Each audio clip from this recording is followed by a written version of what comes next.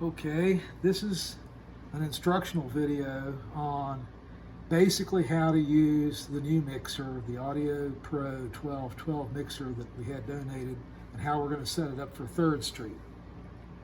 Powered mixers have two main sections. This section over here is all the input channels and how you mix them, how you set tone controls, how you get that all set up.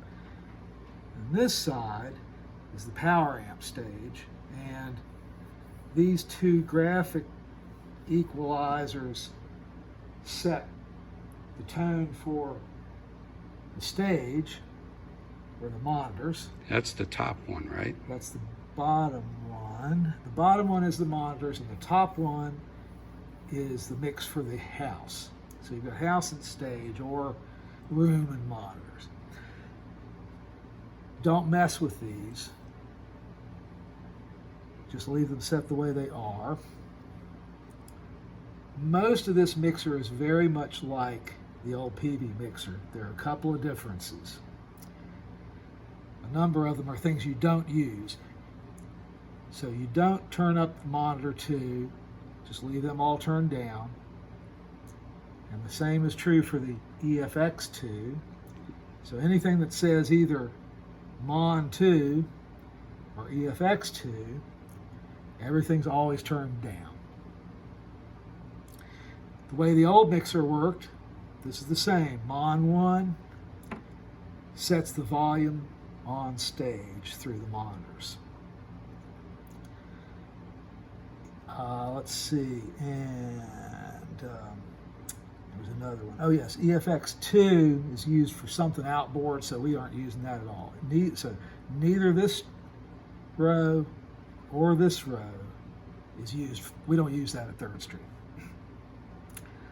We do need the phantom power turned on because the stuff on stage has to be powered with this phantom power. And don't just leave it on, don't turn it off. And the other one is power amp source. You want it pushed in so that it's monitor and main. And so you can see that it is in. You don't need to mess with anything at the back. That's all set up already. The digital effects are pretty much the same as they were on the old mixer. The choices are a little different, but we still got halls and rooms and that stuff. So you just set that. Usually that number 4, a medium room, is probably a good one just to leave it set on. And each channel then sends signal to the effects on this row. And you'll see that, well, most of them are turned down, but generally you'd find it like this. At least to start. At least to start. So this one's up because we've got a guitar coming in on channel 7. I'm going to give it a little effects. And we've got a voice coming in on channel 1. We're going to send it a little effects. And you control, let's see, is there any? The biggest single difference that you want to keep track of is what's different from our old mixer is this row right here is called gain. And setting gain on a channel is a 2-step process. You begin by having somebody play or sing, and you adjust these levels up until these little peak lights flash every so often, every few seconds maybe, and that says that you've got these turned up just high enough to where you've got a really good sound, but they're not clipping, they're not overloading, so that you use these indicator lights here to tell you that you've got these set right. Once these are set right, and you don't even have to have these main channel controls turned up. In fact, it's probably better that you've done it. Go ahead and initially start, get them set, get these lights flashing a little bit, and then you can start to bring these up and actually send level out to the room or to the monitors. And you control, okay, let's move to this section. These also have peak levels. Monitor 2, always off. Monitor 1 controls the stage volume. Main controls the room. This submix left and right, set them at 0 and just leave them alone. Don't mess with them. Let's see, what else to cover? You had talked about setting the output for the iRig. Okay. This is the other difference we have between this one and the PV. The PV took the sound for the iRig from tape out. And because you can't control tape out volume separate from the room on our old mixer, that made setup kind of tough. So instead, we're running it out of the phones. So phones controls the volume level to the iRig. So whatever's going on in the room, on the stage, this is independent of it. So you should be able to set the iRig and leave it. And it should work a lot better for you. Plugs in right here. And it plugs into the phones. Yep. Let's see. The main power switch, which you probably can't see, but it's right back here at the back, and you can feel it. It's a big switch right there. Yep. No reason not to just turn it off, turn it on whenever, whenever it protects itself. So that's about it. We have 4 additional channels, but we aren't using them right now. If you have trouble with a channel, you can always switch one of these XLRs over to a different channel and see if that's part of your problem or whether it's something else. Maybe a channel blows up, you've got 4 spares. So Josh, let's say we've got somebody, let's say we've got a band up there, 3 or 4 pieces, Okay. and one of the channels is giving us a feedback problem. And how is, other than turning down that channel with the mains on the bottom here, what's the best way to troubleshoot that? There are several things you can do. One is the channel tone controls. Mm-hmm.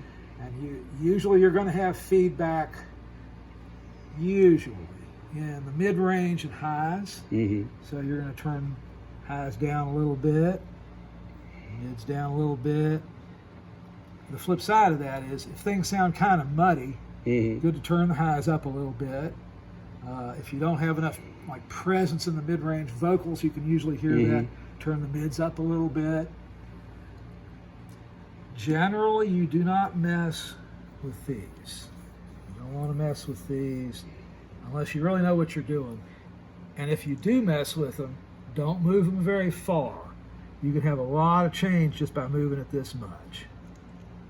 Yeah, one of the things that we've done here as we've set this thing up is Josh had a room analyzer, is that what you call that? Yeah. That basically set the board up for optimum sound, and we had a microphone set up about 4 foot in front of the PC table here and a little bit to the right, kind of the center of the room. So that's why we're saying, just leave the equalizer where it's at and try and control it either with the mid-range or the high controls, or just turn the channel down a little bit. Yeah. And that would probably be the best way to do that. If it's a kind of a desperate thing, you might actually look at those. Usually your room speakers are going to give you a little more trouble, not always, but sometimes. Just look and make sure the way the room monitors are right now, they're kind of faced more out into the room and not turned toward the stage. And if they get turned a little bit toward the stage, that definitely will make the feedback worse. So you might just glance over and make sure those speakers are kind of lined up, maybe even a little out to the outside of the room. Because if they swing in for some reason, that probably will make feedback worse. We've also done some testing today with a condenser mic, and basically the way the room is, a condenser mic of any quality is just going to give us problems with feedback. So we're better to just hang with the 57s and 58s dynamic mics, and try not, if somebody comes on with a condenser mic, just, we'll try and tell them in advance, but let them know that that's probably not going to work very well. The other thing, I guess there's several things to point out. Here's one. This graphic patch switches this graphic equalizer from Mon 1 to Mon 2. Remember, we don't use Mon 2, so this switch should always be out in the Mon 1 position. All right. And let's see. What are those 3 red controls there next to that? These? Yeah. Okay. Effects 1, Effects 2. 1 sends here. Effects 2 is here. Again, effects 2, ignore effects 2. This one, this is how much level. Okay, you're starting out, you've got a couple of these turned up over here on your channels, your voice and your guitar, and you've got EFX1 turned up. So you're sending something this way into this effect. For it to get there, first you have to turn this up a little bit. Okay. And I'm not sure, I think that, yeah, this one has to be up as well. And what is that controlling? The output to the mains? This is the levels, let's see, this controls the level effectively to the mains. Yep. That's what this one does. Okay. And let's see, these, you would turn this one up because, again, it is Mon 1.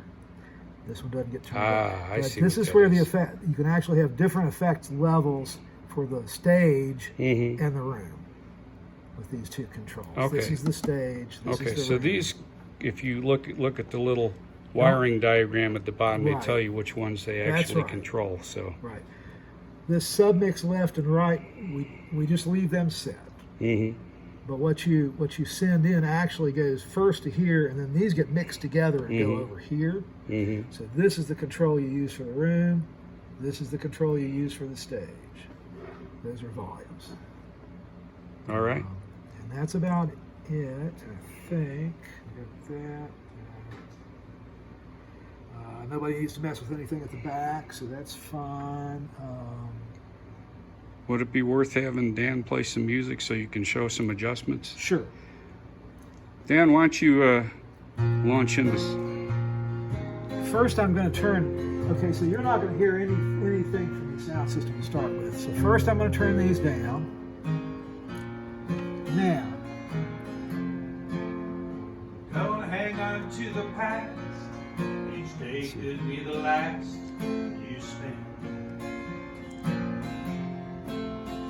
Black grows up in the see how the light's flashing? Try that again. Sing a little louder, Dan. My friend, That's about where you want to set. at the moment of our birth, we are put upon And now we're going to look at this one. to cry. Now I got a question. I thought before when you said to set that you would have the controls down flat all the way. Actually, they could be flat because I've got these turned down. Okay. They don't have to be, and if I turn it down, you'll still see them flash. Right, It has right. nothing to do with that. Okay. So I'm going to turn these back up a little bit. Okay.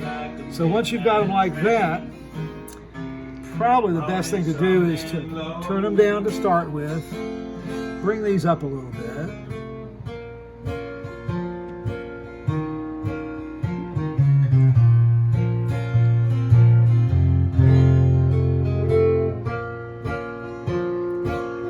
Now, if you can't get these levels up here, that's fine. You can just turn these down a little bit. When we come to the conclusion, this life is just a illusion. So they work kind of together. But ideally what you want is just to get it to where that light flashes every so often. That's your best signal to noise. That's going to be the quietest. Transcendent time and And then you just turn them up and down here once you start actually mixing. of light.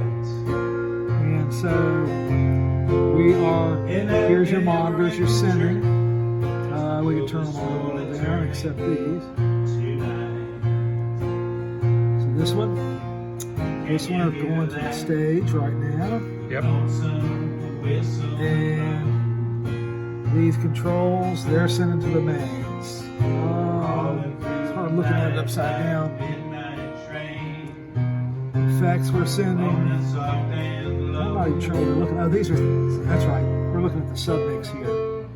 So that's actually the levels here. Right. So you get to see that. So will that start clipping when we get it? It actually did. You didn't see it. I don't Okay, think. yeah. It did clip. But that's just going to sound distorted. It isn't going to be too loud or anything. To make it loud, Don't hang on to the past. Each day could be the last All right. you spend. So can you think anything else? not really. All right. So that's our little training video for now, and we'll have plenty of opportunities to come in and let you play with the board, and get used to it. And that way, when we have shows, we'll know what we're doing. So thanks to Josh, Thank you. and thanks to Dan. So appreciate it.